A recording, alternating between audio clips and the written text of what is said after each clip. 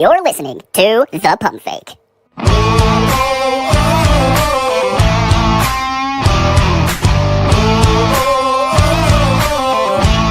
With your host, Jarrett Bailey.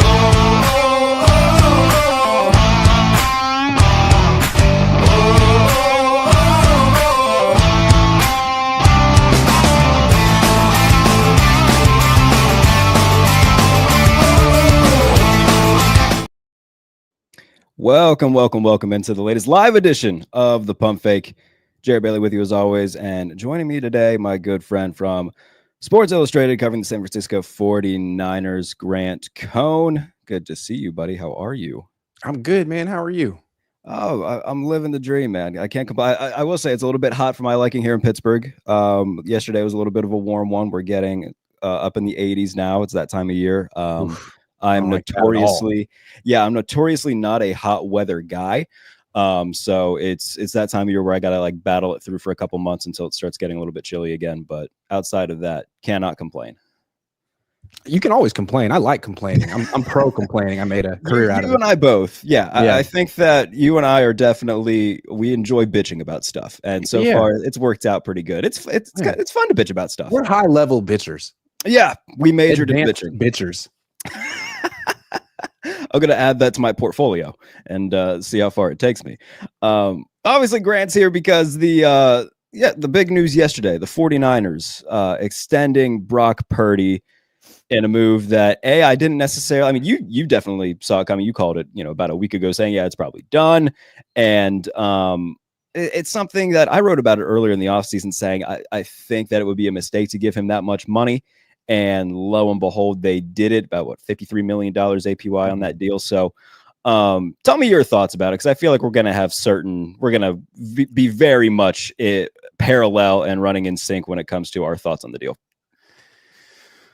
It just feels like a weak move from that a weak franchise would do. And they'll point to like, well, it's what Tua got, right? It's the Dolphins.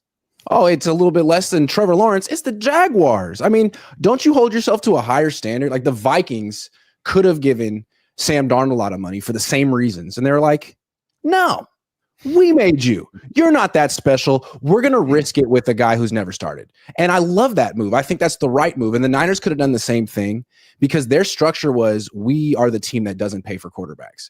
We pay for everything else, which allows us to be not the greatest drafting team. We can just pay our way out of every mistake. And they had the best roster in football in 2023. They had like 9 guys in the NFL's top 100. Now they're going to try to win like the Dolphins try to win. I feel like you're kind of stuck in football purgatory unless Purdy's truly great, which I don't think he is, or you're just incredible at drafting, which no one really is. So we'll see. Yeah, and the thing that I'm seeing some people who are on the pro Purdy side of this thing say is, oh well, they've been to multiple Super Bowls and been to a Super Bowl. He's been to 2 NFC Championship games.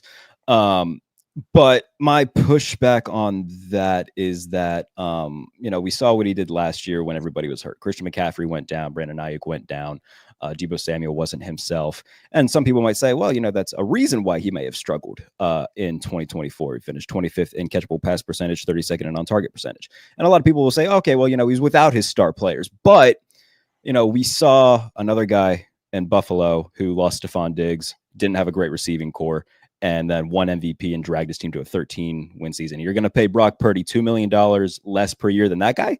I think it doesn't make a lot of sense from an organizational standpoint. And I don't think that the comparisons to the likes of, Allen or any of the other high profile quarterbacks, I don't think he's in that conversation. He's not a horrible quarterback, but paying a, above average quarterback, elite quarterback money, that's kind of how you pigeonhole yourself. And I think the Dolphins comparison is a really good one too, because I wouldn't be surprised if this is Tua's last year as a Dolphin, because I think that they're kind of the things that are happening organizationally with them kind of tell me, all right, I don't know if they believe in this guy anymore, and they might be regretting paying him. So it's a move that doesn't make sense to me. And I think that for an organization that has won with several different quarterbacks, everybody has talked about the Jimmy Garoppolo, Brock Purdy comparison since Brock got the starting job. And I think that they're fair ones to make, because if you look at like the EPA stuff, EPA loves Brock Purdy, but it also loved Jimmy when he was with the 49ers. They also went to a Super Bowl when Jimmy was with the 49ers. So I think that if any organization could have said, no, we're not going to pay you that much money, we've won with other guys, we'll probably win with whoever comes next, it could have been the 49ers. And it doesn't make sense to me, especially with the state of the franchise that they're in, because you talked about the great roster that they had in 2023. Almost all those guys are gone. Hafanga's gone, Eric Armstead's gone, Drake Greenlaw's gone, Deebo Samuel now gone. Like, they've lost a lot of that core, and I just don't think that Brock Purdy is the guy that you build around. I think he's more of a passenger in the car rather than the guy who's driving it. Yeah, I mean, look at Jimmy. I think Jimmy's a good example. He had all the same success that Brock had, the multiple NFC Championship games and the Super Bowl appearance, but that was in one specific situation. And then you put him in other situations, and it's like, oh, you're not even a starting quarterback. You're the backup. It didn't even last a year in Vegas. No, not even a year. And now he's just like accepted that he's a backup quarterback. He's not even going to teams where he can try to compete. He's like, no, this is a good spot for me. I'll be Stafford's backup. Yeah. So are we sure that's not Purdy? Like, on the Niners, he's a starter. If you just dropped him on the Steelers, would he change anything for the Steelers? If you just dropped him on the Browns, would he produce? I feel like you're paying this guy top 7 money. You put Stafford or Herbert or Burrow on any team, they're producing. I don't care who's at wide receiver and who their offensive coordinator is, who's hurt, they're going to produce. You can't say that about Brock Purdy, which is why I wouldn't have done this contract. And I feel like when the Niners did it, probably a lot of people around the league, in the league, are like, yes. And especially for a guy like if you're CJ Stroud right now, right? You're going to be due for an extension. It's probably next year. They'll pick up the 5th-year option. And then the extension will kick in after that. But if you're CJ Stroud and you're seeing this, like, you're making note and be like, all right, that's bare minimum what I'm getting. I'm getting at least 53 a year. And if, and I like bringing up the other guys too, because, Justin Herbert had a really nice year last year throwing to dudes who looked like you and I, which isn't great if you're an NFL wide receiver. And I understand that he had, the playoff struggles and whatnot, through 4 picks. Granted, 2 of those were more on his pass catchers than him, but regardless, I think that we've seen so many quarterbacks like Herbert do like a lot more in terms of taking his team to the postseason and dragging a less than roster than what the 49ers have, compared to, a guy like Brock, who is, again, not a horrible quarterback by any stretch of the imagination, but not worth what they're paying him. And I don't know, man, like, I predicted that they would be a playoff team this year. Full disclosure. I know that you did not. Yeah, I know. I put them at 10 wins. I predicted they'd be a playoff team last year. Yeah. And maybe you're feeling a little bit. What do you have, like 11-6 right now? 12-5? I have 10-7 is what I did. Okay, I had them at 11-6 last year, and I feel like I'm not. You're getting hurt. You guys all get hurt, and you got like 5 rookies on defense. I don't believe in it. I'm sorry, but I feel like with the cupcake schedule, you can definitely make the argument. If everything breaks their way, they should be expected to win at least 10 games. But I don't know that everything's going to break their way. We'll see. Do you think that how big a difference on defense do you think Saleh makes? Oh, he's great. But like, what should the realistic expectations be for a defense that's starting 5 rookies? Yeah. So they could be great by the end of the season, but the first 2 months, I think that you should expect growing pains. I mean, Michael Williams might be really good, but what about Alfred Collins and Nick Martin and Upton Stout and CJ West? All 5 of those guys should be starting. If 3 of them struggle early, that would be understandable. So by the end of the year, I think they should have a really good defense, though. So, I do my top 36 quarterbacks every year. That'll be coming out very soon. And I'm staring at the list right now. So I'll give everybody kind of a sneak peek of what we're doing. We'll play a little bit of like, would you rather? I'll give you a quarterback, and you can tell me if you would take either Purdy or that quarterback. Does that sound good? On the 49ers or on like random expansion team that I'm drafting for? Good question. I think both of those kind of make sense, because if you drop either of these guys in the 49ers, they would probably be more productive. But if you want to go expansion franchise, that's a good point. All right. You know what I mean? Okay, sure. So, let's say Brock Purdy or Caleb Williams.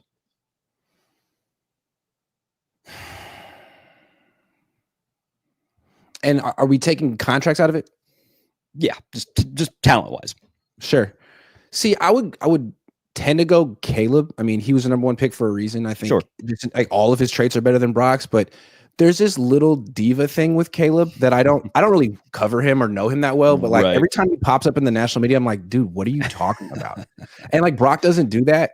Still, I think I'd rather go with Caleb. I feel like the ceiling's incredibly high there. Let's see. Brock Purdy or Kyler Murray?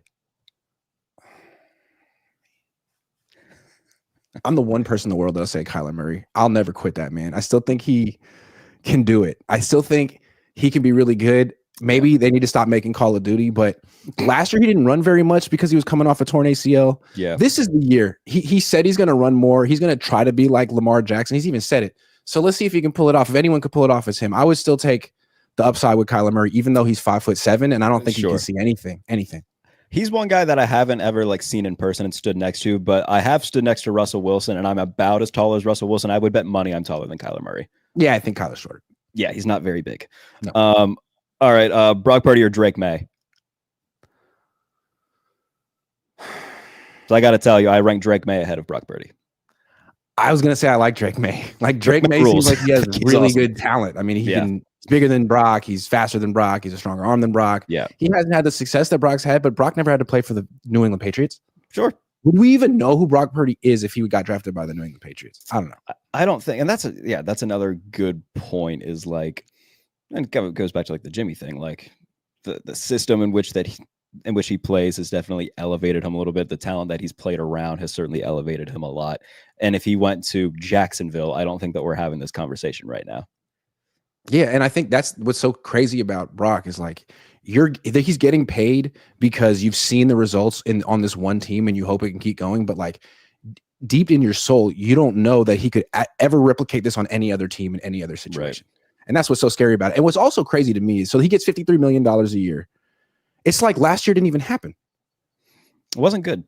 But it's like that didn't even happen, though. I mean, how much more would he have gotten if he had a good year? 53 million. I mean, you're not going to get more than Josh Allen. And Josh Allen paid, like, he just won the MVP, right? Yeah. So he gets $55 million a year. Let's say Brock had gone 11-6 instead of 6-11 and made the playoffs. Would he have gotten more money? It really feels like the Niners just disregarded 2024 as an aberration, which is an interesting choice. I mean, that was your one look at him without the Avengers because that's what the future holds. And you're like, that's just a one-off. Yeah, I do think that overlooking last year is a little bit odd for the 49ers to do, because if anything, like last year was a really good way for them to have a measuring stick because he didn't have all his stars.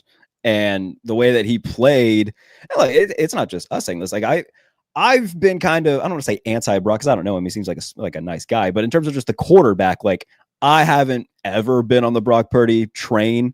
And I think a lot of the people who were at first, at least seeing it on Twitter last year, were starting to say, okay, this might not be the guy. And lo and behold, they seem to think that he is. And I just, with the state that they're in too, like it felt like this would have been a good opportunity to just hit complete reset. Maybe get a new quarterback. If you wanted to trade him somewhere, like you could have just had a full reset, started over rookie quarterback and done that. But this feels a little bit weird with less and less stars around him and giving him that much money. I think with fans, he's such a great story. The fact that you could call him Mr. Irrelevant, the fact that he has that moniker, I think a lot of NFL fans like the idea that someone could play the most important position and have no physical traits and be good at it. You can be short. And that's great enough. If I want a great story, I'll read a book, you know? Exactly. But I do think that's part of what makes Brock Purdy, the aura is the idea like, man, this guy, I could do it. It's just if I was a little bit smarter, if I could process a little bit faster. But it's like, to me, all that's just kind of hype. Like, what is his superpower? We saw him last year. To me, his superpower is Christian McCaffrey.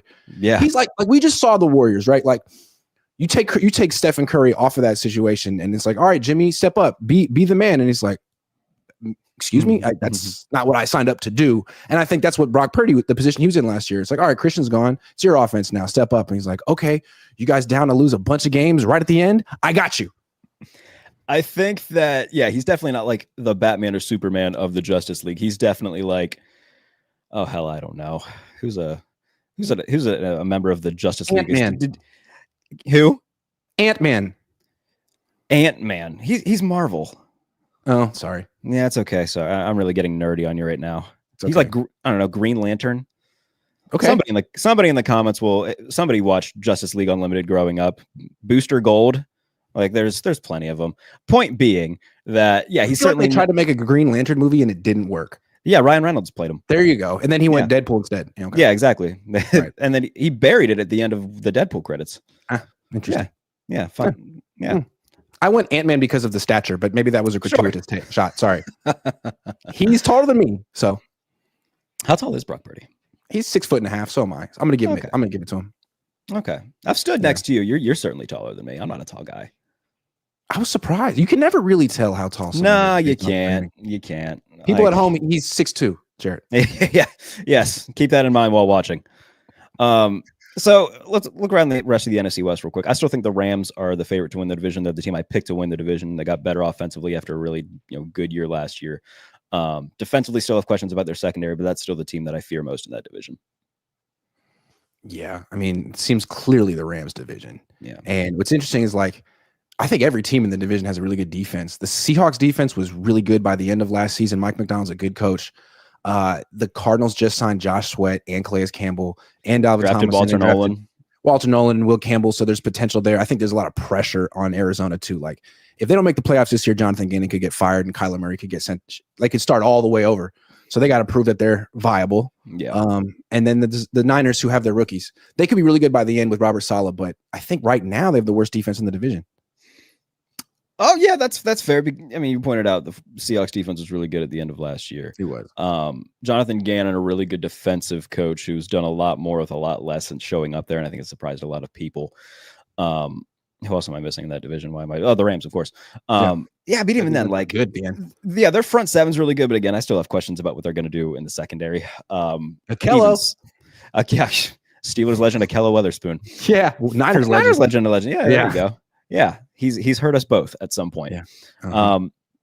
Yeah. I would still lean the Rams as the favorite in the division. I don't know. The Seahawks, I don't know what they're doing either offensively. Like it felt like, again, a good opportunity for them just to kind of hit reset on the quarterback position where they traded Geno Smith, they trade DK Metcalf. It's like, all right, you're just kind of building the offense in your vision. And then they pay Sam Darnold a bunch of money. And then they signed Cooper Kupp. I'm like, all right, what are you trying to be here? Yeah, I don't get it. The one thing I would say about the Seahawks, though, is they're kind of like the Steelers of the NFC West because it's like every year you look at them and you're like, I don't think so. Last place. And they're like, no, 9 wins.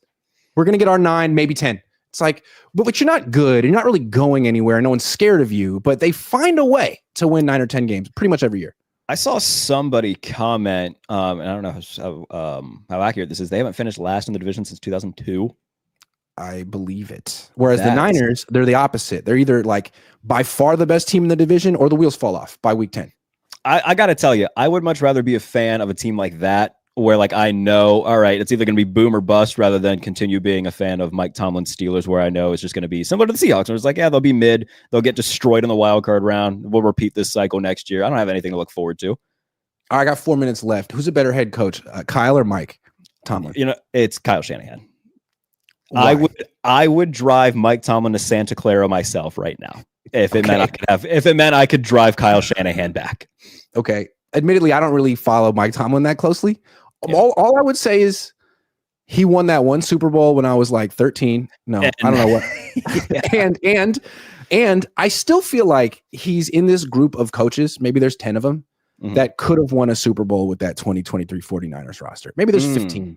The fact that Kyle couldn't close the deal with that roster still is mind-boggling. And that's a fair criticism. That is a fair criticism. Yeah. He does so many things so well, but like there's the one big thing that he hasn't done. Yeah. And look, that is a fair criticism on that end, but I do think that Mike Tomlin has just become Marvin Lewis with better PR. Kyle Shanahan has more Super Bowl appearances in the last 8 years than Mike Tomlin has playoff wins. Like that's a problem. Yeah, that's a problem. And no other coach in the league would survive that. But for some reason, well, let me try to make one more argument here. And I know I don't have much to stand on here. It's okay. Let me try. Okay. We're just judging them as coaches, not as general managers. Sure. Tomlin hasn't really had a quarterback that was good in almost 10 years. And Kyle got freaking lucky with Brock Purdy. Does he have a better eye for the quarterback position than Tomlin? I don't know. Yes. He wanted Trey Lance. Trey Lance. You know what I mean? So like, I don't know. He does have Purdy. Maybe he probably would do a better job with Purdy than Tomlin would. I think that's probably fair to say. Yeah, that Mike Tomlin is not. How do I put this? When it comes to the modern game, I think that it's passed him by. I think he still tries to win like it's 2008, and you can't do that. Like the Steelers, when they won the Super Bowl in 2008, the offense wasn't great.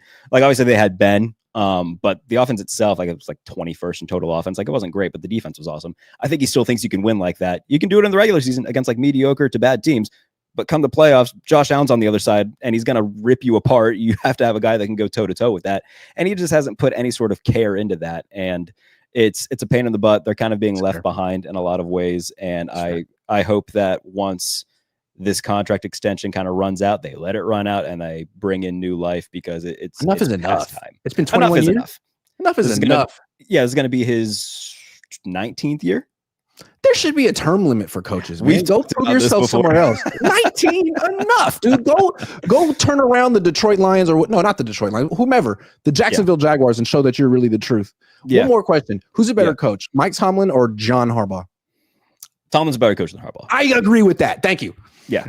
John Harbaugh gets none of the smoke that Mike Tomlin gets, but he's even bigger of whatever you want to call Tomlin. Because at least he eventually got Lamar Jackson. And look, Harbaugh deserves a lot of credit for having the mind to evolve and change things completely with Lamar Jackson. He's won absolutely nothing with Lamar Jackson. Nothing. Yes. What is his excuse? There is no excuse. Absolutely none. So no, Tomlin is a better coach than John Harbaugh. We'll agree on that for sure. Okay, fair enough. All right, buddy. Hey, I know you got to go. I appreciate you doing this with me. Everybody, if you're watching on my YouTube channel, please be sure to subscribe. If you're watching on Grant's YouTube channel, hop over to my YouTube channel and also subscribe. Listen to the Pump Fake wherever you get your podcast. Anything you want to plug real quick, Grant, before we get on out of here? I'm going to do a call-in show at noon. Sorry I have to run early today. I just made an appointment last night with Orange Theory, and they charge you if you don't go. So, anyway. Get on out of here. Be sure to watch Grant's show. Good to see you, though. We'll do it again soon. YouTube, buddy. Yeah, we'll do it again soon. I appreciate everybody for tuning in. If you're listening as a podcast, leave a review. If you're watching on YouTube, leave a comment and all that fun stuff. Have a good day, everybody. It's the Pump Fake. Take care.